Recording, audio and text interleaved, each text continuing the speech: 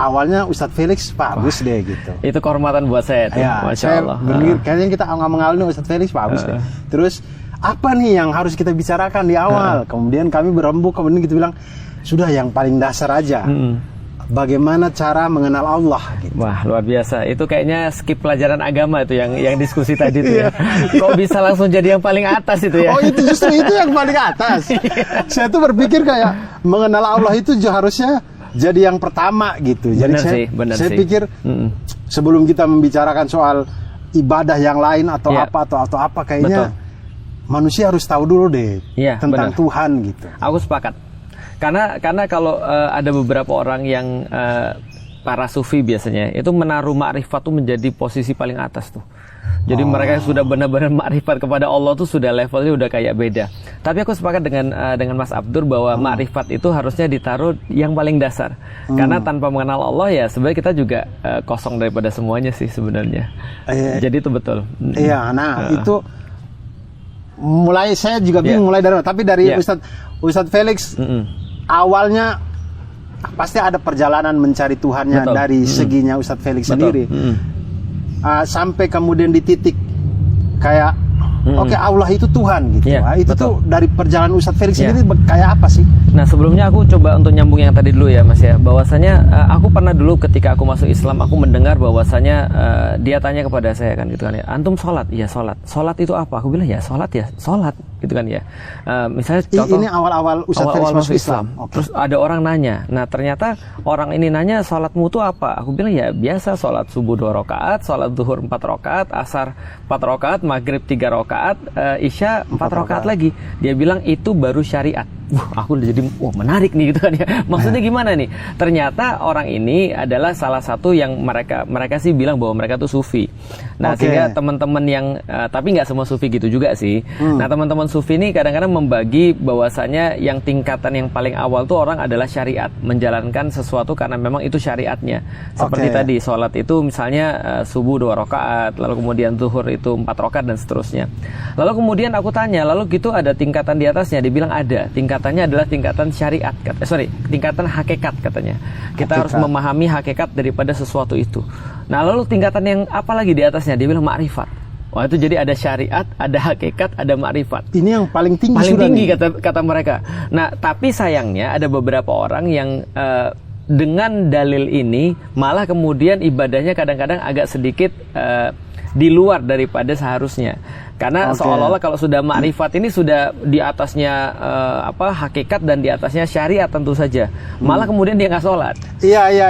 Ada orang gitu. yang, iya betul. Saya sering banget ketemu orang dari zaman saya kampus sampai saat ini ada aja ketemu orang yang saya ini ma'rifat, jadi justru ketika ma'rifat syariatnya ditinggalin gitu. Betul, sudah ma'rifat syariatnya ditinggalin karena dia merasa bahwa saya syariat itu untuk newbie lah. Lu kan masih newbie, jadi lu harus tetap sholat kayak gitu. Kalau lu udah mengetahui hakikatnya, lu akan lebih dalam lagi. Tapi udah ma'rifat jadi nggak sholat, gitu kan ya. Jadi tapi yang kita bahas bukan yang kayak gitu. Nah, makanya bagiku sebenarnya gini Mas, bagiku Islam tuh mudah. Saking mudahnya, aku berpikir begini, kalau Islam itu hanya untuk orang Arab, bagiku Allah nggak adil. Karena kalau Islam tuh hanya untuk orang Arab, berarti orang Arab akan lebih beriman daripada orang non-Arab. Ya kan ya? Kalau Islam tuh hanya untuk orang-orang di masanya Rasul, itu juga nggak adil. Karena berarti para sahabat pasti lebih beriman daripada orang-orang setelahnya. Seolah-olah mereka punya privilege. Orang Arab punya privilege, orang-orang hidup di zamannya Rasul punya privilege. Tapi bagiku agama yang fair adalah agama yang seharusnya bisa untuk dirasakan keindahannya oleh orang-orang dimanapun, kapanpun, dan siapapun. Nah, jadi harusnya kalau Allah ini adalah Tuhan untuk manusia, Tuhannya manusia, sebagaimana kita tahu di dalam Al-Quran itu diakhiri dengan surat An-Nas, bahwasanya Allah adalah Tuhannya manusia, maka siapapun manusia dia harusnya bisa menemukan Allah. Dia bisa berkenalan dengan Allah. Dan arti ma'rifat itu diawali dari kata arafa yang artinya mengenal, artinya mengetahui, memahami. Nah, artinya kalau ma'rifat Allah, mengenal Allah harusnya bisa dilakukan oleh siapapun, bisa dilakukan oleh kapanpun, dan bisa dilakukan dimanapun. Tidak terlepas kita ada di mana, kita etnisnya apa, dan kita hidup di zaman apa. Nah, itulah ma'rifat Allah yang harusnya ada pada agama yang fair. Nah, itulah aku dapetin pada Islam. Islam tuh fair banget. Tidak ada seseorang pun yang punya privilege untuk lebih mengenal Allah di dalam Islam. Artinya siapapun semua bisa. Semua punya peluang yang sama. Semua punya peluang yang sama. Contoh misalnya, kadang-kadang kita melihat ada beberapa orang, mohon maaf ya, mungkin dia juga nggak sengaja, tapi akhirnya mempersulit orang untuk mengenal Allah. Artinya makrifat Allah tuh seolah dibatasi oleh beberapa hal atau oleh banyak hal yang kalau orang tuh nggak melakukan begini, orang tuh nggak bisa makrifat kepada Allah. Bagiku nggak gitu juga sih sebenarnya. Contoh misalnya ya, ada orang berkata begini, kalau kamu pengen makrifat kepada Allah, itu kamu harus melakukan beberapa riyadoh, beberapa latihan-latihan, beberapa amalan-amalan. Contoh misalnya, kamu harus zikir segini kali, kamu harus sholat sepanjang ini dan segala macam. Nah, menurutku nggak semua orang bisa seperti itu. Karena orang-orang kayak aku yang malas ini agak sulit tuh kalau disuruh seperti itu. Contoh misalnya, kalau kamu mau mengenal Allah, kamu harus sholat dari pagi sampai, dari malam sampai pagi misalnya. Puasa 40 hari berturut-turut. Tanpa putus-putus. Atau zikir 1000 kali, la ilaha illallah misalnya. Itu agak, bagi orang kayak aku, ini agak sulit bagi orang malas kayak aku. Tapi ada juga orang yang bilang, enggak, yang penting harus berpikir aja. Allah itu logik dan sangat logik. Nggak semua orang logik mas sebenarnya, dan nggak semua orang ya semua orang punya akal, tapi nggak semua orang itu dikaruniakan kelebihannya itu adalah logika. Sehingga apakah ketika orang misalnya lebih dominan perasaannya tidak bisa ma'rifatullah, harusnya juga bisa juga. Hanya saja memang akal ini menjadi sesuatu yang wajib dan menjadi sesuatu yang harus ada porsinya dalam mengenal Allah. Nah, itu pendahuluannya aja sih. Nah, itu yang terjadi pada aku. Nah, jadi ketika aku itu mengenal Allah, aku mengenal Allah dari mana? Dari tanda-tanda yang Dia berikan. Dan tanda-tanda itu hanya bisa dijangkau dengan akal, dengan logika. Nah, seterusnya baru ketika kita sudah mengenal Allah, ikatan ini menjadi lebih besar dengan keterlibatan perasaan, dengan keterlibatan hati, dengan keterlibatan riyadoh, pengalaman-pengalaman fisik dan segala macam. Nah, itulah kemudian singkatnya mengenal Allah. Nah, berarti kalau misalkan kita bertanya, bagaimana cara terbaik untuk kita mengenal Allah, itu seperti apa? Iya, seperti apa? Menarik. Maka kita harus tahu bahwasanya Allah itu punya hamba yang paling tinggi adalah Rasulullah Muhammad. Ini yang sudah kita sepakati, bahwasanya Rasulullah Muhammad adalah pemimpin daripada para nabi, yaitu adalah imam daripada para nabi, itu adalah Rasulullah. Maka yang memuncaki tangga hamba-hamba Allah itu adalah Rasulullah Muhammad. Artinya yang paling mengenal Allah pastilah Rasulullah. Nah, pertanyaannya kita adalah bagaimana Rasulullah mengenal Allah? Nah, kita harus lihat pada ayat yang pertama turun. Ayat yang pertama turun adalah Iqra. Bismi rabbikal ladzi khalaq. Khalaqal insana min 'alaq. Iqra wa rabbukal akram alladzi 'allama bil qalam 'allamal insana ma lam ya'lam. Yang menarik, Mas, yang nurunin ayat itu siapa, Mas? Tentu saja Allah. Tapi ada nama Allah nggak di situ? Iqra bismi rabbikal ladzi khalaq. Rob ada robnya. Tapi nggak ada Allah kan? Nggak ada Allah ya. Iqra bismi rabbikal ladzi khalaq. Iqra dengan nama Tuhanmu yang menciptakan. Bahkan Allah itu tidak langsung untuk membebankan hamba-hambanya untuk mengenal namanya Dia tuh Allah. Seolah-olah gini, Mas, kalau bahasaku gini, Mas pernah datang ke toko nggak sih, Mas? Iya, sering. Tapi pas udah datang tiba-tiba ada ini apa namanya, orang yang jaga terus, Mas bisa saya bantu, Mas? Kira-kira nyaman nggak? Kurang sih. Kurang nyaman. Kenapa kurang nyaman? Karena kita harus punya komitmen. Kita kayak harus beli, kita harus dipandu-pandu, padahal kita baru mau lihat-lihat. Betul.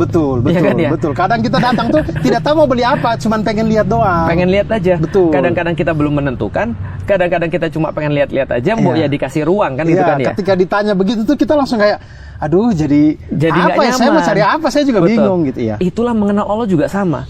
Di dalam ayat pertama yang Allah kirimkan kepada Rasulullah, seolah-olah kita nggak ada komitmen dengan Allah. Iqra bismi rabbikal ladzi khalaq. Iqra ini nanti kita akan bahas lebih dalam. Tapi Iqra bismi rabbikal ladzi khalaq, bacalah dengan nama Tuhanmu. Tuhanmu yang telah menciptakan. Allah tidak membebankan apapun pada kita. Iqra bismi rabbikal ladzi khalaq. Khalaqal insana min 'alaq, yang telah menciptakan daripada segumpal darah. Nggak ada kemudian kewajiban apapun di situ. Ya silahkan boleh lihat-lihat, kayak kita masuk toko, kita disuruh lihat-lihat. Nanti biar kita yang tanya. Bukan kemudian orang tokonya yang nanya gitu maksudnya. Ya, bukan orang tokonya yang ini beli ini enggak, tapi dipersilakan. Silakan berarti di ayat pertama Allah turunkan, Allah tidak memperkenalkan dirinya dengan nama Allah, tapi mempersilakan manusia untuk berpikir. Iqra artinya adalah qara'a yaqra'u qira'atan, artinya membaca. Tidak hanya membaca tapi menganalisis. Tidak hanya menganalisis tapi menghitung. Tidak hanya menghitung tapi coba untuk melihat sekelilingnya. Jadi benar-benar mengamati. Ini adalah Iqra. Jadi Iqra itu bukan hanya membaca, tapi coba lihatlah, pikirlah, coba hitunglah, coba telaah, analisislah. Siapa Tuhanmu itu? Jadi Allah pengen manusia untuk mencari tanda-tanda itu. Yang menariknya adalah ayat dalam bahasa Arab itu kan ayat, dalam bahasa Inggris artinya adalah science. Ayat itu artinya science. Oh, ayat tuh di bahasa Inggris science. Science. Jadi tidak ada satu ustadz namanya Ustadz Numan pernah membahas tentang bahasa Inggris dan bahasa Arab. Seringkali bahasa Arab ayat itu diartikan dalam bahasa Inggris verse atau verses. Iya. Tapi bukan itu sebenarnya, karena beda. Karena verses itu kayak ya versi. Enggak itu. Tapi sebenarnya ayat itu bahasa awalnya adalah science. Selain science adalah treasure, adalah sesuatu yang berharga. Treasure itu ya? Atau precious, sesuatu yang sangat berharga, sesuatu yang bernilai. Ayat itu adalah tanda, ayat itu adalah sesuatu yang sangat bernilai, sesuatu yang bisa kita bawa, sesuatu yang menjadi arah. Itu ternyata ayat. Contoh misalnya, kalau kita lagi camping di sini misalnya, kita bikin api unggun malam-malam supaya kita nggak kedinginan. Yeah. Lalu kemudian pagi-pagi karena kita harus melanjutkan perjalanan, api unggunnya kita matiin, lalu kemudian kita pergi. Maka bagi orang yang datang setelah kita, dia lihat ini ada orang nih. Iya, tadi malam ada orang di sini. Dari segi ini ada 2 orang nih. Oke. Dari ini mereka akan menuju ke sini. Itu ayat. Jadi ayat adalah petunjuk, tanda-tanda sesuatu sign precious. Contoh misalnya, aku nggak usah lihat siapa yang nanam pohon-pohon ini. Tapi ketika aku melihat pohon-pohon ini segede ini, seluas ini, aku sudah tahu ini kayaknya puluhan tahun ini pohonnya. Karena kenapa? Karena aku orang pertanian, aku pernah nanam pohon, aku tahu pohon segini umurnya berapa. Maka yang bisa baca ayat, satu orang dengan orang lain itu berbeda. Tergantung pengetahuan dia. Tapi akan sangat nggak fair seperti yang saya katakan tadi, bahwa saya kalau ada orang bisa ngelihat ini tahunya puluhan tahun, cuma orang-orang pertanian aja kayak aku. Itu kan ya nggak fair. Allah itu lebih daripada pohon, tapi ini semua jadi tanda bagi kita. Kita tahu bahwasanya dulu pernah ada orang tinggal di sini, orang tanam pohon ini, apalagi kalau dibelah pohonnya itu sudah kelihatan tuh dari kambiumnya ini berapa lama. Nah, semua itu adalah sains. Berarti kok jadi masuk akal di kepala saya. Jadi kayak Allah itu ngasih ayat-ayat tanda-tanda ini karena tahu kemampuan kita untuk menganalisa itu. Betul. Dan Allah sudah kasih toolsnya. Makanya di dalam Al-Quran, walaupun ya kita nggak usah bahas Al-Quran dulu ya, karena tadi kalau hanya kita bahas dari Al-Quran berarti orang yang bisa makrifat pada Allah hanyalah orang yang ngerti Al-Quran dong. Aku nggak mau bahas Al-Quran dulu ya. Berarti benar, harusnya tanda-tanda ini bisa untuk didapatkan oleh semua orang-orang yang berakal. Oleh semua orang-orang yang mau mikir itu akan dapat tanda-tandanya. Nah makanya sederhana ketika seorang Arab Badui ketika ditanya dari mana kamu tuh yakin bahwa Allah itu ada, maka dia bilang coba kamu lihat itu tai. itu ada tai unta tuh. Nah tai unta itu menandakan bahwa di sini pada ada unta. Kita nggak perlu untuk melihat untanya, cukup lihat tainya aja. Bahwasanya kita tahu bahwasanya ada unta. Ini seorang Arab Badui, sebuah perumpamaan yang mereka pahami bahwasanya tidak ada sesuatu yang terjadi sia-sia atau sesuatu yang terjadi tiba-tiba.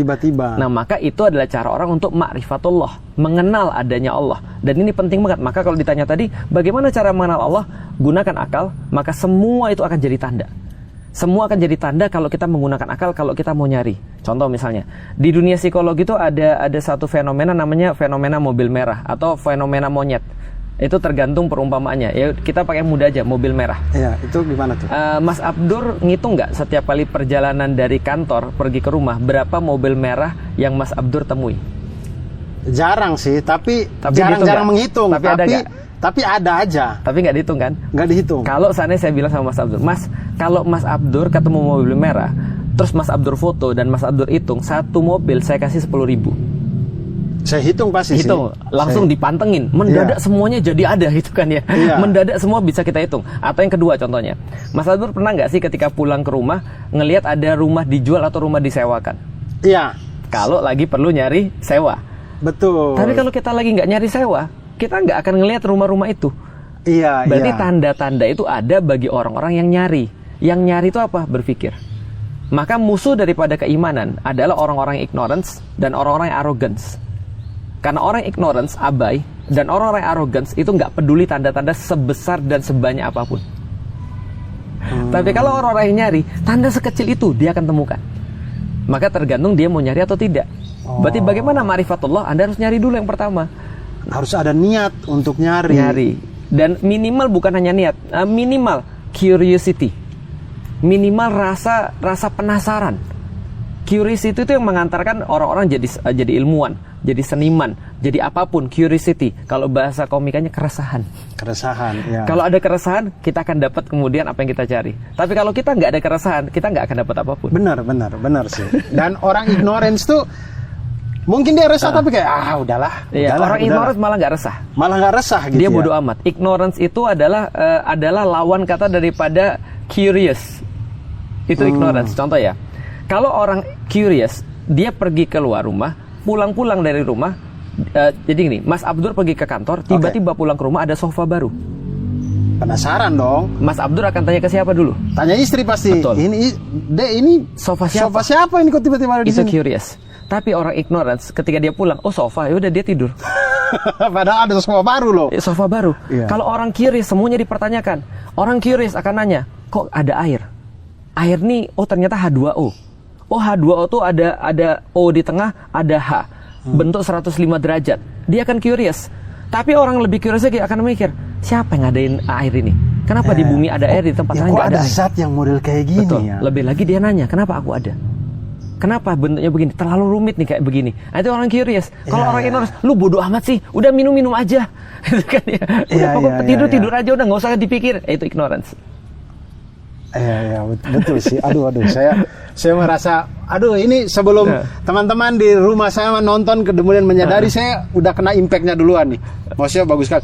Berarti Ustadz, ini kita kembali ke tadi yang Ma'rifatullah. Ma'rifatullah ayat pertama turun, ternyata Allah tidak menyebutkan namanya sama sekali. Pada saat itu ayat itu turun itu, kalau kita mau lihat dari kondisinya Nabi Muhammad SAW pada waktu itu Rasulullah itu kan sudah tahu ya bahwa segala hal yang ada di Mekah pada waktu itu bukan Tuhan. Benar. Itu out of curiosity-nya beliau. Iya, tapi Allah tidak turunkan ayat bahwa ini loh saya Tuhanmu gitu, betul. Tidak juga ya, tapi malah ngasih space untuk padahal orang yang dikirimin ini adalah orang yang sudah tidak percaya segala macam patung di situ bukan Tuhan, tapi masih dikasih kesempatan untuk berpikir gitu. Karena Allah tidak menurunkan ayat kepada Nabi Muhammad saja, tapi Allah menurunkan ayat untuk seluruh manusia sampai akhir zaman. Maka seluruh manusia tuh ketika membaca pertama kali ayat yang turun adalah Iqra bismi rabbikal ladzi khalaq, mereka berpikir, bacalah dengan siapa? Dengan nama Tuhanmu. Oke, Tuhan adalah semua konsep yang semua orang bisa terima. Kalau Allah belum tentu semua konsep itu bisa terima. Karena orang Quraisy itu terima Tuhan tapi tidak terima Allah. Betul. Nah, jadi artinya ketika kemudian Iqra bismi rabbikal ladzi khalaq itu lebih soft. Iqra bismi rabbikal ladzi khalaq, khalaqal insana min 'alaq, Iqra wa rabbukal akram. Kalau kamu benar-benar membaca, engkau akan memahami Tuhanmu Maha Pemurah. Maka kalau saya kemudian ngelihat ayat-ayat yang turun di Makkiyah di awal-awal, semuanya itu bertujuan pada satu, ngasih tahu manusia bahwa mereka itu terbatas. Ngasih tahu manusia bahwa mereka akan suatu saat akan mati. Ngasih tahu manusia, sehebat apapun kamu, nanti kamu akan berada di tanah. Ngasih tahu manusia, waktumu terbatas, hidupmu terbatas, tenagamu terbatas, pengetahuanmu terbatas, semuanya terbatas. Karena yang terbatas ini akan nyari perlindungan. Oke. Itu adalah manusiawi. Kalau kita merasa, kita ke sekolah misalnya, teman-teman masuk sekolah baru, pasti yang dicari adalah orang paling kuat dulu siapa? Biasanya orang nempel ke situ. Orang masuk penjara di TV, belum pernah sih saya masuk penjara gitu kan. Masuk penjara di TV, dia akan cari orang paling kuat supaya dia bisa nempel.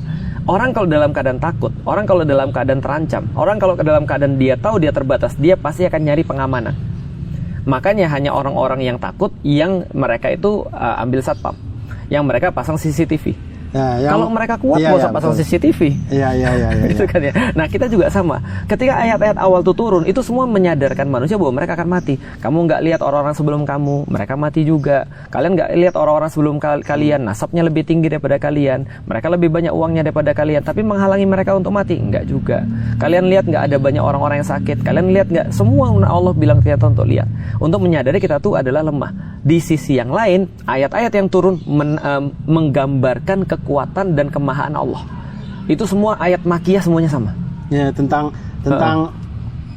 surga neraka, tentang Allah itu satu. Kalian nggak lihat langit ditinggikan, siapa yang tinggiin? Kalian nggak lihat matahari, kalian takut sama geledek. Kalian nggak takut sama nyiptain geledek.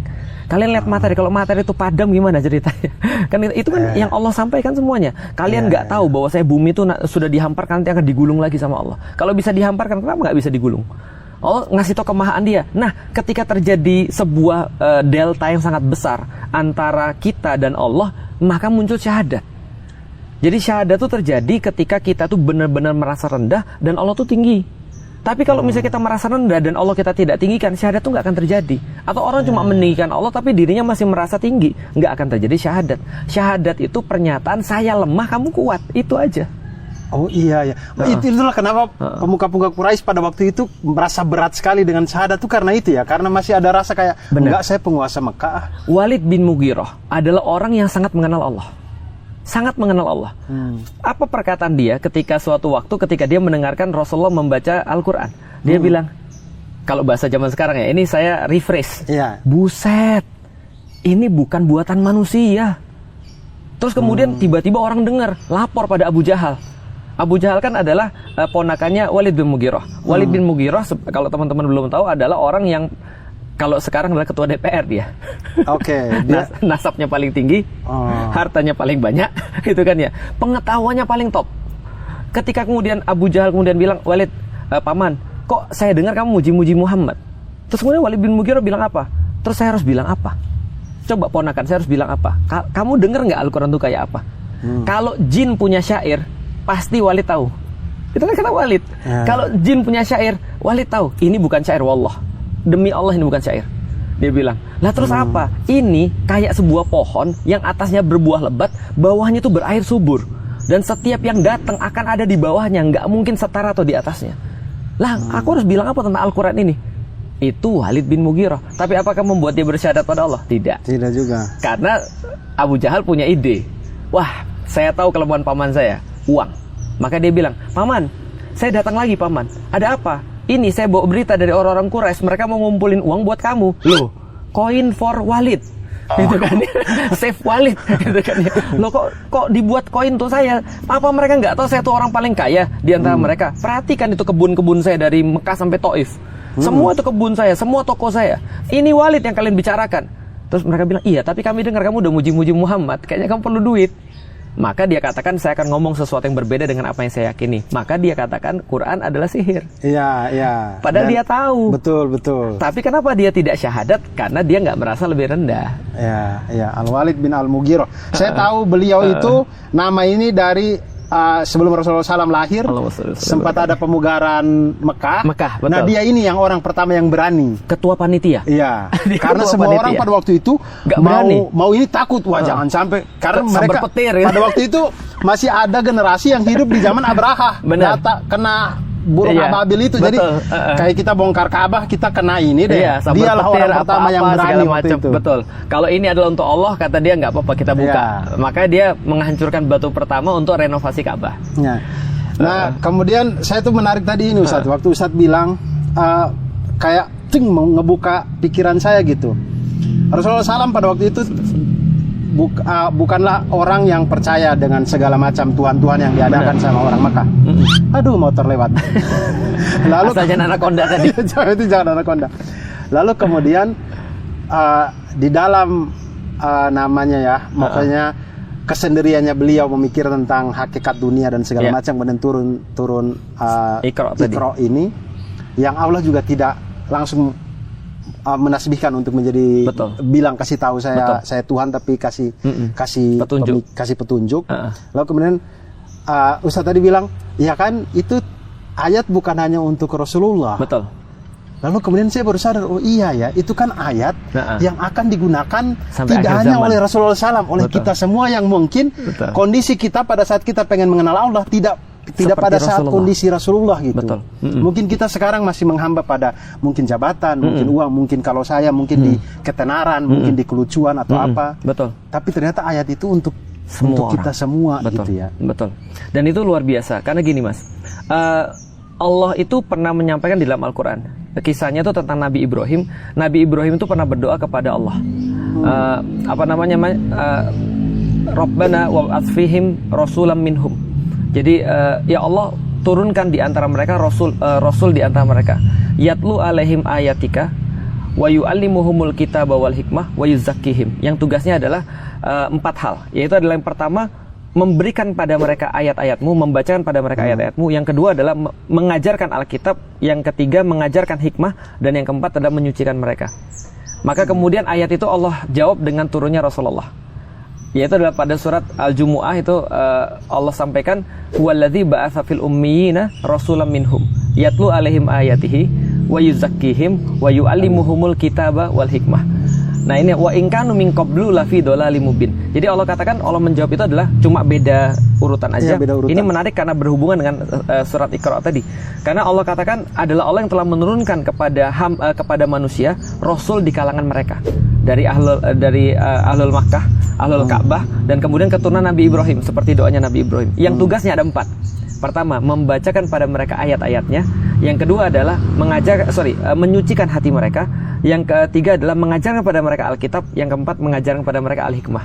Dan ternyata setelah kita lihat pada pendidikan modern, ini adalah 4 cara untuk mengubah manusia. Oh iya. Karena setelah itu Allah katakan, sebelum 4 langkah ini mereka adalah orang-orang yang sesat. Tapi setelah 4 langkah ini mereka menjadi ma'rifatullah. Mereka menjadi mengenal Allah dan jadi orang-orang yang berbeda. Berarti rahasianya ada 4 ini. Yang pertama, yatlu alaihim ayatihi, membacakan kepada manusia ayat-ayat Allah. Tapi pertanyaannya, kalau cuma ayat itu difahami dengan Al-Quran, maka membacakan ayat-ayat itu kelihatannya sangat mudah sekali. Karena untuk membacakan ayat-ayat Al-Quran tidak perlu para nabi. Tapi ternyata yang dimaksud dengan yatlu alaihim ayatihi ini adalah berhubungan dengan bagaimana caranya membuat manusia aware dengan tanda-tanda keberadaan Allah. Karena tadi yang di awal tadi ayat itu betul. Tanda. Precise. Betul. Bukan ngaji Quran, bukan membaca Quran, tapi membacakan ayat-ayat Allah, tanda-tanda. Nah, ini seperti apa? Kalau dalam dunia modern namanya adalah perubahan kognitif. Jadi dia dari tidak tahu menjadi tahu. Dari tidak tahu menjadi tahu, ya. Nah, terus yuzakihim ini adalah perubahan emosional, dari tidak mau menjadi mau. Lalu kemudian mengajarkan kitab ini adalah benar dan salah, halal haram, dari tidak bisa menjadi bisa. Dan hikmah dari tidak nyaman menjadi nyaman, behavioral. Jadi ketika 4 itu sudah terjadi perubahan behavioral. Tapi perubahan behavioral ini diawali dengan perubahan pemikiran, kognitif. Maka yatlu alaihim ayatihi itu seperti ini, Mas. Iqra bismi rabbikal ladzi khalaq. Kalau kita nyambung dengan Iqra, berarti kayak gini. Kenapa Allah tidak mengatakan aku ini Allah adalah Tuhanmu? Enggak. Iya. Seperti Musa misalnya. Musa langsung begitu, innani anallah, la ilaha illa ana. Gitu kan ya. Sesungguhnya aku adalah Allah, tidak ada Tuhan selain aku. Fa'budni. Beribadahlah kepadaku, wa aqimi shalah lidzikri, dan dirikanlah salat untuk mengingat aku. Enggak gitu. Tapi kepada Rasulullah Muhammad, Iqra bismi rabbikal ladzi khalaq. Contoh. Dari mana, Mas, kita tahu ini adalah rumah orang kaya atau ini adalah rumah orang enggak kaya? Pertama, pagar. Sebelum pagar. Satpam. Sebelum satpam. Gede sih rumahnya. Sebelum itu semua. Perumahan. Perumahan. Dari mana kita tahu perumahan itu bergengsi atau tidak bergengsi? Bersih. Selain itu, sebelum itu masuk kasih KTP. Sebelum itu kan masuk klaster. Sebelum itu semua, antum pernah pergi ke BSD atau pergi ke Sumarekon atau pergi mana? Sebelum itu semua ada apa? Gapura, bundaran, ada tugunya gitu. Semakin itu perumahan yang bagus atau perumahan yang prestis, dia akan kasih tempat masuk yang beda daripada semuanya. Betul. Piramid terbalik lah, gitu kan. Ada gedung setinggi 30 meter lah, segala macam, karena itu prestis. Bahkan sebelum perumahannya jadi, itunya dulu dibuat. Benar. Untuk menunjukkan kalian sedang berurusan dengan siapa nih. Ya kan ya. Begitu kita masuk, wah, gila nih, itu kan ya. Ini kaca dibangun, kita takar-takar. Adalah 30 miliar nih gerbangnya aja. Berarti ini perumahan orang-orang penting. Oke, masuk. Bapak mohon maaf, Bapak dari mana? Ya kan? Kita titip dulu lah KTP. Harus titip KTP. Masuk kemudian, wah, tempat jalan larinya aja udah 8 meter. Jangan tanya tempat jalan mobilnya. Jalan masuk rumah, kita lihat, wah, rumahnya ini bagus-bagus. Berarti kita udah tahu siapa yang tinggal di sini. Ya kan ya? Pas kita kemudian masuk, ternyata bukan di klaster dia pemilik seluruh klaster. Masuk itu tempat, saya pernah ke rumah orang, itu pos satpamnya lebih gede daripada rumah saya. Serius. Ustaz, saya juga pernah ke rumah orang, bukan perumahan, teman-teman, rumah orang. Dari gerbangnya ke rumahnya itu jalannya itu bisa dibikin Car Free Day. Bener. Saking gede. Ada orang nyanyi juga berarti di situ ya. Iya, gede banget rumahnya. Iya, serius. Makanya itu pernah kan ya. Artinya kita belum ketemu orangnya, tapi kita tahu dengan siapa kita berurusan. Itu namanya yatlu alaihim ayatih. Maka Allah tidak langsung ngomong bahwa aku adalah Allah Tuhanmu. Enggak, kamu cari aja dulu. Udah pikir-pikir aja dulu. Udah lihat-lihat aja dulu tokonya nih. Nanti kamu akan tahu siapa yang punya nih. Iqra bismi rabbikal ladzi khalaq, artinya kita disuruh untuk melihat. Sampai di sini kita tahu Tuhanku ini, aku belum tahu namanya siapa, tapi aku tahu dia ngendalin aku. Aku tahu dia yang bikin hidupku sengsara atau tidak. Aku tahu dia yang matiin aku. Kalau dia nggak suka sama aku, habisin hidup aku nih. Maka ketika kita tahu itu, kita mau dikasih tahu namanya siapapun, kita sudah nggak peduli. Ya, karena kita sudah tahu ada zat yang semua kuasa itu. Betul. Kita lihat, tempatnya aja udah tempat sapamnya juga lebih gede daripada rumah saya. Terus kita lihat, ini apa ini? Ini kayak danau, bukan itu kolam renangnya dia. Ini apa ini? Ini apa ini mobil dia? Bukan, itu mobil pembantunya. Misalnya kan kayak gitu. Kita jadi ngerti, kita tahu sedang berhadapan dengan siapa. Maka itu adalah perubahan kognitif, perubahan pertama. Yatlu alaihim ayatih, artinya adalah mengenal Allah. Itu lewat pemikiran kita, logika kita, membaca seluruh tanda-tanda yang diberikan kepada kita. Salah satunya yang saya dapat adalah ketika misalnya saya keluar daripada agama saya yang lama karena saya nggak dapat adanya korelasi antara hidup saya dengan Tuhan. Tapi begitu kemudian saya belajar tentang fisika, saya mendapatkan waktu itu ada satu angka yang sangat mengejutkan. Bahwasanya ada orang bilang gini, kalau kamu mau melihat bahwa alam semesta ini terjadi secara kebetulan, maka kemungkinannya itu adalah secara fisika, kemungkinannya secara matematik juga 1/10 pangkat 10 pangkat 1, 2, 3. Monggo diselesaikan guru matematik. 1/10 pangkat 10 pangkat 1, 2, 3. Pangkat 1, 2, 3. Waduh, 0,00000. Jadi nolnya itu ada 10 baru 1, 2, 3, kecil sekali. 10 pangkat 10 pangkat 1, 2, 3. Iya, 10 pangkat 10 pangkat 1, 2, 3. Iya, banyak sekali. Dan itu saya coba untuk sederhanakan pada pemirsa. Saya sering sekali ngasih materi ini. 10 pangkat 10 pangkat 1, 2, 3. Kalau kita mau sederhanakan adalah 10 pangkat 1 sama dengan 10. 10 pangkat 2 sama dengan 100. 10 pangkat 3 sama dengan 1000. 10 pangkat N sama dengan 1 diikuti oleh 0 sebanyak N. Berarti kalau kita selesaikan atasnya dulu tuh 10 pangkat 1, 2, 3, itu berarti 1 diikuti oleh 123 nol. Betul. Permasalahannya adalah kalau 1 nolnya ada 3 namanya ribuan. 1 nolnya ada 4 namanya puluhan ribu. 1 nolnya ada 6 namanya jutaan. Kalau 1 nolnya ada 123 belakangnya namanya itu artinya kecil sekali. Artinya matematika nggak bisa nyelesain soalan ini. 1/10 pangkat 10 pangkat 1, 2, 3 itu hanya bisa diselesaikan oleh orang sosial, oleh orang IPS. Jawabannya adalah more than impossible. Lebih dari tidak mungkin Tuhan tidak ada. Maka kepala saya waktu itu main bowling. Gitu kan. Kenapa? Karena saya mikir gini, berarti kalau saya tidak mau ada Tuhan, saya harus jawab kemungkinan ini dulu. Kalau misalnya saya nggak mau ada Tuhan, saya harus jawab semua ini dari mana? Karena saya malas, sekali lagi, saya bilang, lebih baik saya terima Tuhan aja lah. Karena saya pemalas. Nggak tahu kalau ada orang-orang rajin di luar sana. Ya, saya juga tidak tahu ya. Tapi memang susah sekali sih untuk ini segala macam. Tapi kemudian Ustadz, kalau sekarang kita sudah mengikuti dari niat kita, kemudian akal apa segala macam. Kalau kita sudah mengenal Allah gitu, lalu bagaimana cara agar menanamkan Allah itu ada di hati kita gitu, senantiasa kita bisa ingat, bisa tahu gitu. Menanamkan, bisa sadar akan adanya Allah, itu balik lagi kepada mengenal Allah. Sadar akan, jadi gini, di dalam Islam itu ada 3 tingkatan yang seringkali diulang-ulang oleh para ulama. Yang pertama adalah iman. Iman artinya adalah kepercayaan, adalah keyakinan, itu iman. Artinya adalah faith. Artinya adalah trust. Itu iman. Iman itu nanti akan dibahas lagi. Yang kedua adalah yang disebut dengan ada Islam. Jadi ada rukun iman, ada rukun Islam. Lebih tepatnya kalau mau digampangkan adalah kalau iman itu berkaitan dengan perkara non fisik, maka semua rukun iman itu perkara non fisik. Enggak ada fisik tuh. Benar. Maka kita kalau ditanya apa beda rukun iman sama rukun Islam? Rukun iman enggak ada urusan fisik. Urusannya kepercayaan aja itu. Semuanya non fisik. Iya, betul. Tapi kalau rukun Islam itu akan semuanya fisik. Sholat itu fisik, syahadat pertama fisik. Syahadat fisik, sholat, puasa dan segala macam. Nah, berarti iman ada, kemudian Islam. Di atasnya ada ihsan. Ihsan ini disebut dengan muraqabah atau pengawasan Allah. Kita merasa bahwa Allah senantiasa itu ada ke kita. Kita senantiasa merasa Allah tuh mengawasi semua perbuatan kita. Ini juga disebut dengan ma'rifat. Bahwasanya dia mengenal Allah seolah-olah Allah itu melihat seluruh amal-amal dia. Jadi kata Rasulullah, beribadahlah seolah-olah engkau melihat Allah. Dan kalau engkau tidak bisa melihat Allah, maka Allah pasti melihatmu. Maka perasaan ini namanya muraqabah, ini ihsan. Nah, kalau yang ditanyakan adalah tadi, gimana cara agar kita tuh yakin bahwa Allah tuh senantiasa mengawasi kita? Berarti kita harus yakin dengan kekuasaan Allah.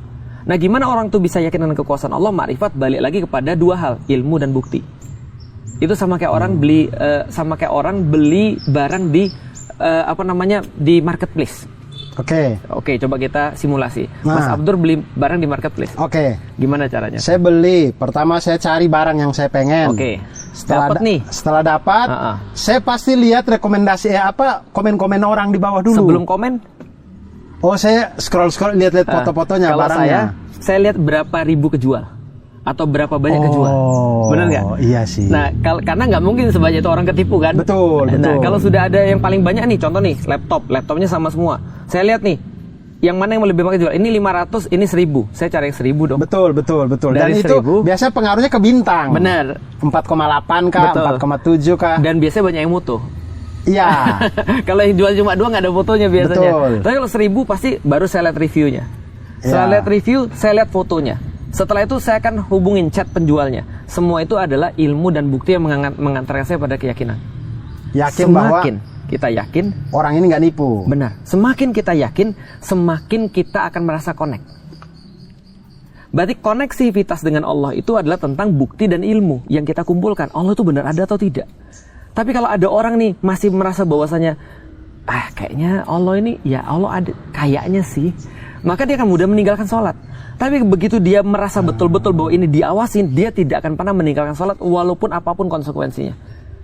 Tergantung muraqabah tadi. Iya, karena senantiasa sadar bahwa ya Allah lihat saya nih. Balik lagi, contoh ya, kita coba simulasi ke pribadi ya. Saya mengetahui bahwa Allah itu ada dari mana? Dari logika. Logika saya menandakan bahwa Allah itu ada. Tuhan itu ada. Kenapa Tuhan itu adalah Allah? Itu adalah pembahasan Al-Quran. Nah, kalau punya Tuhan nggak perlu agama, Mas. Kalau kita punya Tuhan, menyadari adanya Tuhan, kita cukup berpikir. Tapi untuk bisa tahu Tuhan itu apa, itu kita perlu memikirkan agama. Maka ketika saya memikirkan agama, saya jadi kemudian tahu Tuhan saya adalah Allah. Contoh misalnya, saya ngelihat Al-Quran, itu dengan alam semesta, itu koheren, sama-sama membingungkan, sama-sama rumit. Kalau alam semesta terjadi secara kebetulan, itu kemungkinannya 1/10 pangkat 10 pangkat 1, 2, 3, maka bicara tentang Al-Quran, itu lebih rumit daripada itu sebenarnya. Contoh misalnya, Mas, dari tadi kita ngobrol udah berapa lama nih? Udah 30 menitan? Iya, mungkin ada. 30 menit. Bisa nggak Mas Abdur mengulangi, atau Mas ingat nggak apa yang Mas Abdur katakan ketika buka acara ini? Salam tadi. Apa kata-kata exactnya, presisinya? Presisinya tidak tahu. Tapi saya kayaknya assalamualaikum teman-teman gitu kayaknya. Teman-teman, yang jelas kita udah tahu Mas Abdur bilang ini episode pertama, menghadirkan Felix Xiao, ini adalah datanya ada segala. Tapi Mas Abdur presisi nggak ingat semua. Presisinya tidak bisa diulang. Al-Quran diturunkan 23 tahun. 23 tahun diturunkan dan tidak pernah melalui proses editing. Semuanya dari awal sampai akhir. Ketika begitu sudah diucapkan, itu sudah langsung jadi Al-Quran. Nggak ada proses editing, nggak ada proses lihat ke belakang, nggak ada proses dihapus, nggak ada proses ditambah. Dan sangat presisinya luar biasa. Contoh, sampai ke huruf-hurufnya segala semuanya. Contoh, zalikal kitabu la raiba fihi hudal lil muttaqin. Artinya zalikal kitab artinya apa, Mas? Zalikal, saya tidak tahu apa kitab. Ya. Inilah kitab. Ini gitu. Kitab ini. Kitab. Itu terjemahannya kitab ini. Anehnya adalah zalika itu adalah kata tunjuk untuk sesuatu yang jauh. Dalam bahasa Indonesia itu. Kalau ini hadza. Kalau jauh sekali zalika. Kalau ini, kalau di sini hadza. Berarti harusnya terjemahnya adalah kitab itu. Tidak ada keraguan di dalamnya. Petunjuk bagi orang-orang yang beriman, bertakwa. Tapi kok ada di dalam translasi kitab ini? Iya. Itu saya pernah ditanya sama orang-orang yang bukan muslim, kitabmu salah. Buktinya kamu juga salah mengartikan. Zalikal kitab, berarti kitab itu. Maksudnya adalah kitab kami, bukan kitab kamu. Karena itu kata tunjuk jauh. Iya. Jadi kitab ini mengatakan kitab itu yang benar. Iya. Saya bingung, gak mungkin Quran salah. Pas saya baca, udah dibahas ulama ribuan tahun yang lalu. Artinya adalah zalikal kitab. Di dalam Al-Quran ada banyak kata untuk membahas tentang Al-Quran. Ada bisa jadi Alkitab, bisa jadi Quran. Menariknya di dalam Al-Quran, setiap kata-kata Quran selalu dibareng dengan kata hadza, hadzal Quran. Sedangkan kitab pakai zalika. Kenapa? Kitab artinya yang tertulis, kitab. Kataba menulis, Alkitab artinya adalah sesuatu yang tertulis. Dan kita tahu Al-Quran itu ditulisnya di mana? Di tempat yang dekat atau tempat yang jauh? Jauh. Fi lauhim mahfud. Al-Quran itu ditulisnya bukan di bumi, ditulisnya di lauhul mahfud, ditulisnya di fi kitabim maknun, di tempat yang terjaga, yaitu di langit ditulisnya. Artinya ketika Allah merefer pada kitab ini, tulisan ini, tempatnya jauh. Tapi begitu Quran pakainya hadza, seakurat itu. Karena Quran disebut Quran itu ketika bacaan, ketika ada di kita ini. Yang kita baca di depan kita, maka haza. Tapi pada waktu lagi di Lauhul Mahfuz sana, zalika itu kitab itu belum namanya belum Quran pada waktu itu. Betul. Itu adalah kitab yang tertuliskan gitu kan ya, yang Allah kemudian tuliskan untuk manusia. Tentunya bukan nulis kayak manusia ya, tapi artinya pas waktu belum diturunkan namanya adalah Alkitab. Fi kitabim maknun, gitu kan ya, tempat tertulis yang terjaga. Nah itu baru ayat pertama itu pembukaan suratul Baqarah, itu kan bikin main bowling lagi. Itu kan ya. Apalagi contoh dalam surat yang sama, bayangkan dalam surat yang sama, saya nggak bisa membayangkan Nabi Muhammad bisa sepresisi ini, sedangkan beliau tidak bisa membaca, tidak bisa menulis. Contoh di dalam surat As-Saff, surat yang sama cerita tentang dua nabi yang saya sebut sama-sama apes di dalam Al-Quran. Nabi Isa sama Nabi Musa. Iya betul. Nabi Isa apesnya karena dituhankan, Nabi Musa apesnya karena dikomplain terus. Gitu kan ya. Nah maka bagaimana kemudian Nabi Musa mengadres atau membicarakan kaumnya? Dia berkata, wa idh qala Musa liqaumihi ya qaumi. Ketika Musa berkata pada kaumnya, wahai kaumku. Tapi ketika Isa berkata pada kaumnya, dia tidak pakai ya qaumi, tapi dia berkata ya bani Israel. Ini saya pikir sebentar. Kenapa ini surat ini sama nih. Ini suratnya sama. Musa berkata ya qaumi, wahai kaumku. Sedangkan Isa berkata ya bani Israel. Sedangkan yang dihadapi sama-sama bani Israel. Kenapa enggak Nabi Musa tuh bani Israel juga bani Israel. Isa bani Israel. Tapi kenapa Musa berkata ya qaumi, wahai kaumku, sedangkan Isa berkata ya bani Israel? Kenapa tidak Musa juga berkata ya bani Israel? Atau Isa berkata juga ya qaumi, wahai kaumku? Ternyata Musa berkata wahai kaumku karena jelas dia punya bapak orang Bani Israel. Sedangkan Isa, Yesus, dia tidak punya bapak. Maka dia tidak bisa berkata ya Bani Israel. Ya kaumku, dia tidak bisa berkata. Dia tidak bisa berkata begitu. Ya kaumku, dia karena berkata, bapaknya nggak ada. Iya Bani Israel. Karena Allah pengen menjaga bahwasanya Isa itu tidak ada bapaknya. Bahwasanya ibunya itu perawan, wanita terhormat. Karena ketika kalau Nabi Isa alaihissalam bilang ya kaumku, seolah-olah seperti bapak saya Bani Israel juga. Betul. Ibunya Bani Israel, tapi dia nggak punya bapak. Saya baru sadar. Iya benar. Sepresisi itu di dalam Al-Quran. Itu main bowling. Banyak sekali ayat-ayat yang main bowling juga. Main blowing maksudnya.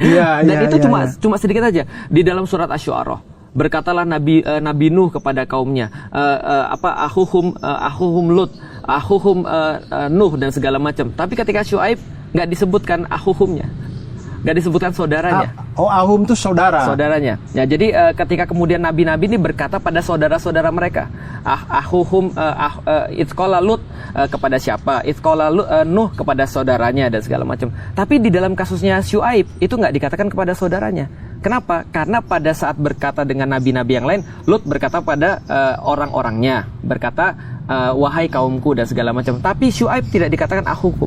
Kenapa? Karena dia berbicara ashabul aikah, penyembah pohon. Maka tidak ada saudara dalam urusan akidah. Saudara dalam kemanusiaan ada. Ketika misalnya contoh, ketika diutus misalnya orang-orang, ketika Syuaib diutus kepada Madian itu dikasih ahum bisa. Penduduk Madian. Tapi kalau ashabul aikah itu penduduk Madian. Tapi ketika membicarakan keyakinan itu tidak ada saudara. Itu presisi sekali Al-Quran. Presisi sekali. Dan banyak sekali yang presisi yang lain. Gampangnya gini ya. Ketika Felix berkata kepada Abdur dan dia adalah orang Depok, wahai saudaraku, ayolah ikut pada Allah. Allah tidak meminta hartamu sedikit pun atas dakwahku ini. Berkatalah Felix kepada misalnya siapa lagi, orang Jakarta, wahai kaumku. Tapi begitu kemudian berkata kepada misalnya contoh orang Bandung, tapi orang Bandungnya disebut bukan orang Bandungnya. Kebetulan di Bandung ini ada terkenal satu pohon senantiasa disembah misalnya. Berkata kepada penyembah pohon Bandung, tidak ada hukum, tidak ada saudara dalam akidah. Loh kok bisa? Kita baca itu biasa-biasa aja, tapi ada satu hukum yang hilang. Aduh, saya gini yang saya pengen belajar bahasa Arab ya Allah. Ternyata sedetail itu kalau kita mengerti bahasa Arab ya. Sangat detail sekali. Dan ada banyak lagi yang sangat detail sekali. Bahkan Al-Quran itu sebenarnya adalah mukjizatnya adalah bahasa. Maka ketika saya melihat bahasa itu balik lagi. Saya berkata begini, ini yang buat bukan manusia. Nggak mungkin sedetail ini. Kalau misalnya yang buat manusia, pastilah kemudian ada kesalahan. Saya aja revisi terus perkataan-perkataan saya. Dari tadi ahuhum dan segala macam. Ahuhum bukan ahukum. Itu kan ya. Kepada ahuhum, saudara mereka. Itu kan ya. Maka kemudian, ya pulang dari sini juga kita akan koreksi lagi. Semua perkataan, karena kita senantiasa salah. Tapi bisa nggak sih dibayangkan kata orang gini, semakin banyak berbicara semakin banyak salah. Iya. Kita berbicara 30 menit dengan berbicara 1 jam. Pasti lebih banyak salah di 1 jamnya. Ini Al-Quran diturunkan 23 tahun. Terus menerus dan tidak ada satupun kesalahan. Maka Allah katakan wa in kuntum fi raibim mimma nazzalna ala abdina fa'tu bi suratin min mislih. Dan kalau kalian tetap dalam keraguan dengan apa yang kami turunkan terhadap hamba kami Muhammad, datangkan satu surat yang semacamnya. Atau temukanlah kalau ada yang bertentangan satu surat ini. Udah banyak orang mencoba ternyata tidak bisa. Justru ketika mereka mencari, mereka mendapatkan bukti yang lebih banyak lagi atas kebenaran Al-Quran. Itu luar biasa Al-Quran. Aduh, maksudnya saya tuh dari kecil, maksudnya lahir di keluarga Islam ya. Cuman kadang-kadang ya saya sadar bahwa kadang-kadang tuh berbicara begini tuh saya kayak baru dapat gitu, dan memang baru dapat gitu, kayak wow begitu ya ternyata. Semua orang begitu, Mas. Bahkan ada orang yang berkata gini, Allah mengibaratkan ilmu Allah itu seperti lautan di dalam suratul Kahfi. Iya. Andaikan seluruh lautan dijadikan sebagai tinta. Dan kemudian dijadikanlah tinta itu untuk menulis ilmu-ilmu Allah, maka tidak akan dapat ditulis walaupun didatangkan samudra semacamnya lagi. Lautan semua itu jadiin tinta, didatangkan semacamnya tetap tidak bisa tertulis. Artinya gini, pernah dibahas oleh para ulama, andaikan samudra itu adalah, lautan itu adalah ilmu Allah, maka Mas Abdur nyebur ke lautan. Terus kemudian ke atas lagi, ngeringkan badannya. Setelah itu nyebur lagi. Pertanyaannya, air yang disentuh itu sama atau berbeda dengan air yang di awal? Sama. Setiap kali Mas keluar, masuk lagi, keluar, masuk lagi, keluar, masuk lagi, itu adalah ayat yang berbeda. Itu adalah pengertian yang berbeda. Makanya ada satu makna daripada suratul Fatihah yang saya baru ngerti setelah 17 tahun masuk Islam. Oh iya, apa tuh Ustaz? Ihdinas siratal mustaqim, siratal ladzina an'amta alaihim ghairil maghdubi alaihim waladdallin. Itu saya baru ngerti setelah 17 tahun. Tunjukilah kami jalan yang lurus. Nah, itu kan kita doa tiap hari tuh. 17 kali kita berdoa minimal, tunjukin saya jalan yang lurus. Tapi kita sadar nggak sih apa yang dimaksud dengan petunjuk jalan yang lurus? Islam jelas. Tapi lebih spesifik lagi apa? Dijelaskan di ayat setelahnya itu bukan? Siratal ladzina an'amta alaihim. Yaitu adalah jalan yang kamu kasih kepada orang-orang sebelum kami. Berarti kan sejarah. Berarti letak hidayah itu ada pada sejarah.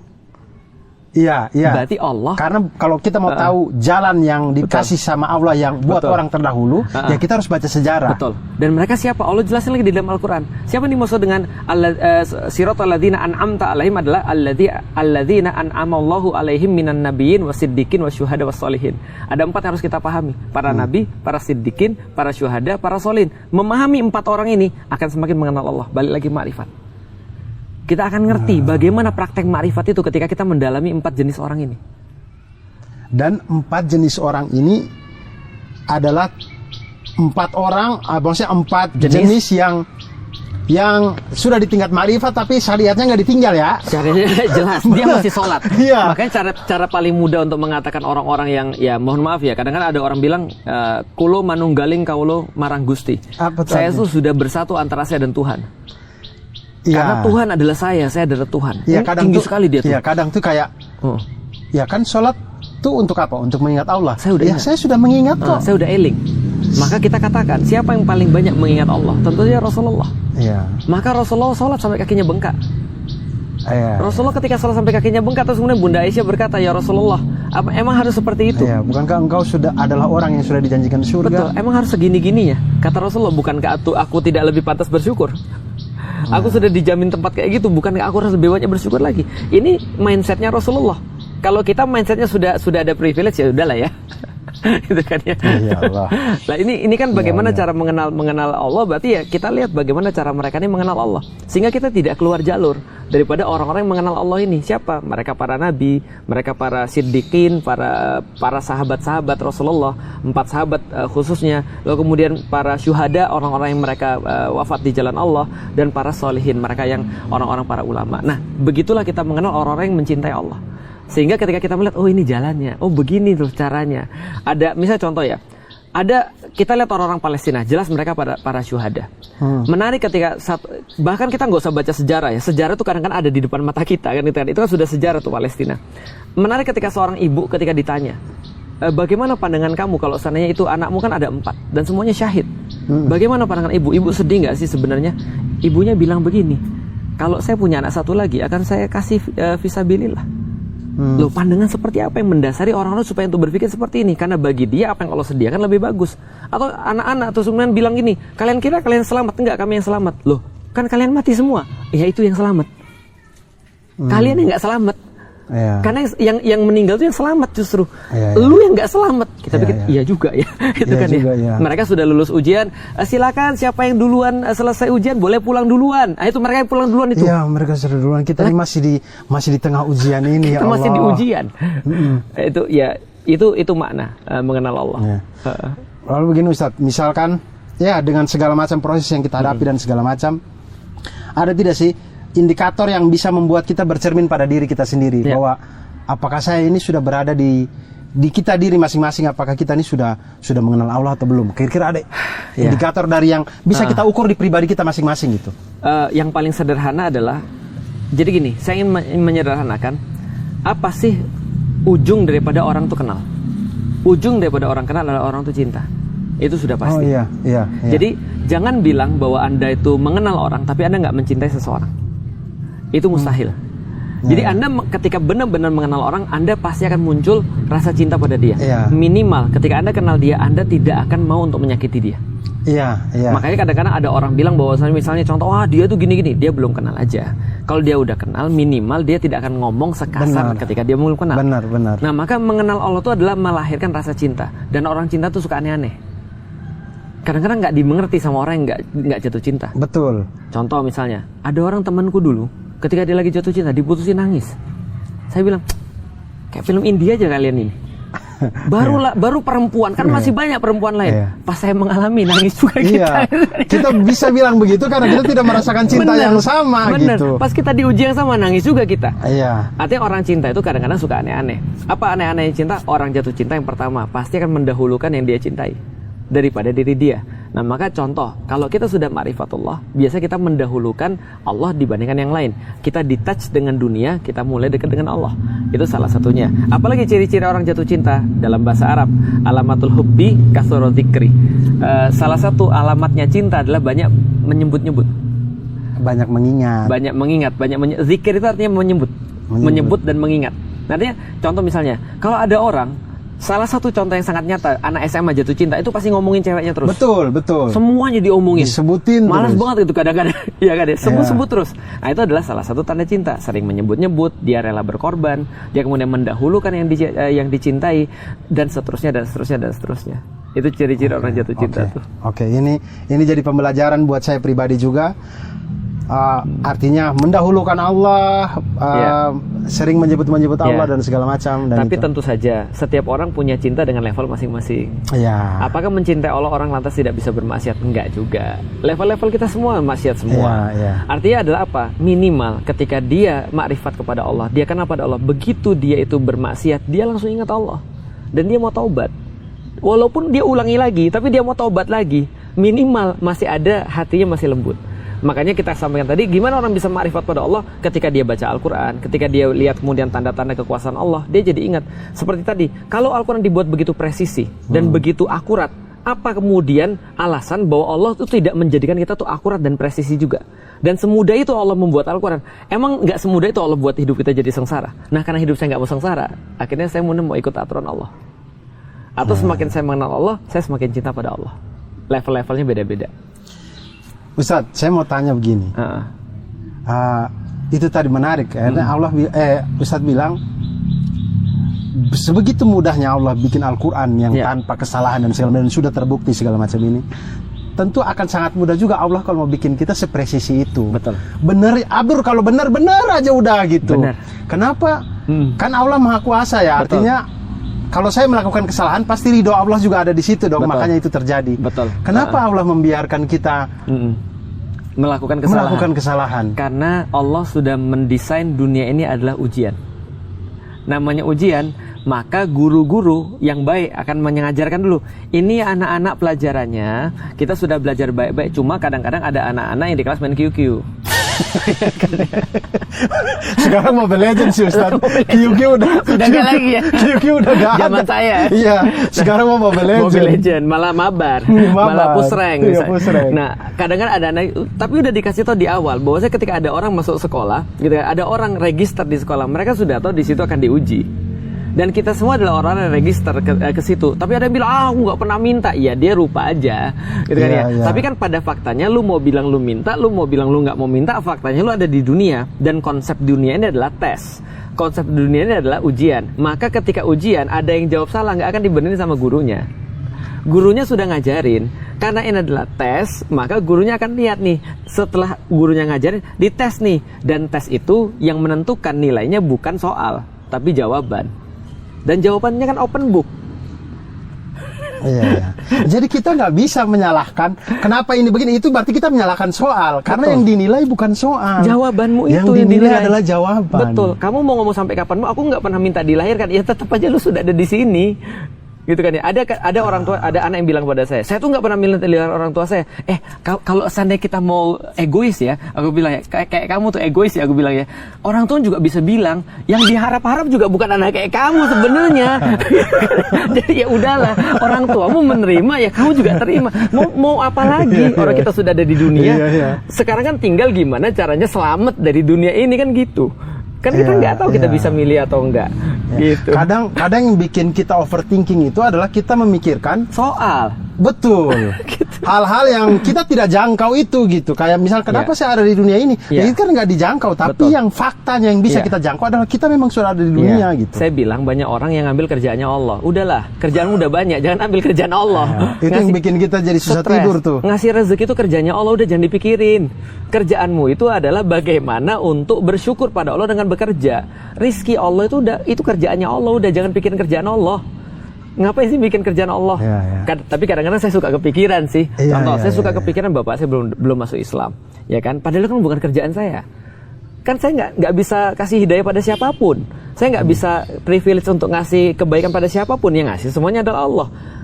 Tapi ya namanya manusia kadang-kadang kepikiran. Itu tadi impact dari cinta tadi. Betul. Jadinya kan memikirkan. Betul. Tapi ya tadi sesuatu yang membuat saya jadi tenang adalah ya udahlah Lik, itu kan bukan kerjaanmu. Itu pernah Rasulullah pikirin dan Rasulullah ditegur.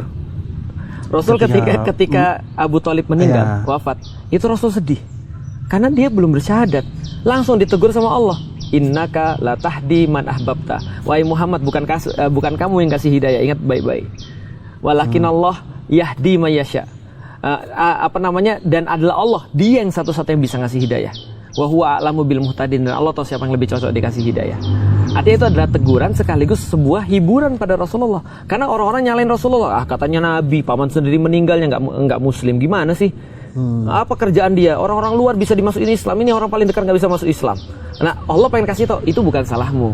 Karena aku yang urusannya, itu bukan urusan kamu. Nah, itu salah satu konsep stress free. Jangan pikirin yang bukan kerjaan kita.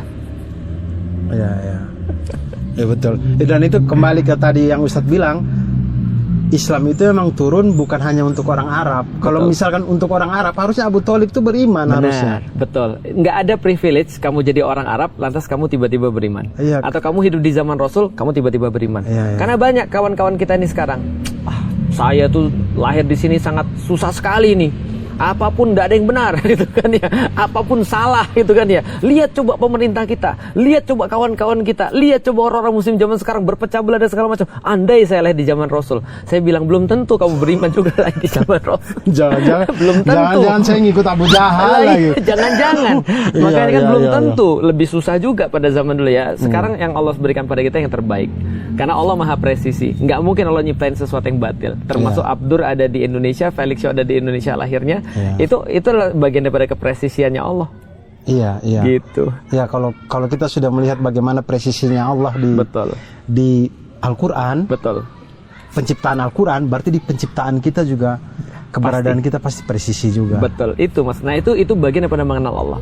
Maka orang-orang yang mengenal Allah kalau bisa disederhanakan adalah orang-orang yang pertama berpikir.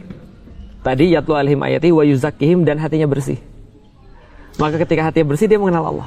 Dan kita harus batasi berpikirnya itu, jangan di ranahnya Allah gitu. Nanti jadi overthinking, nggak bisa tidur kan. Nah, jadi gini, Allah itu memberikan akal. akal itu cuma sampai pada satu batas mengetahui eksistensi Allah. Maka segala sesuatu dalam eksistensi Allah itu, ketika dia mau mengetahui eksistensi Allah, itu akal dikasih kemampuan. Begitu naik kepada seperti apa eksistensi Allah, akal mandek. Nanti ada bahasan tentang akal, karena akal hanya bisa berpikir sesuatu yang bisa diindra. Selain itu tidak bisa.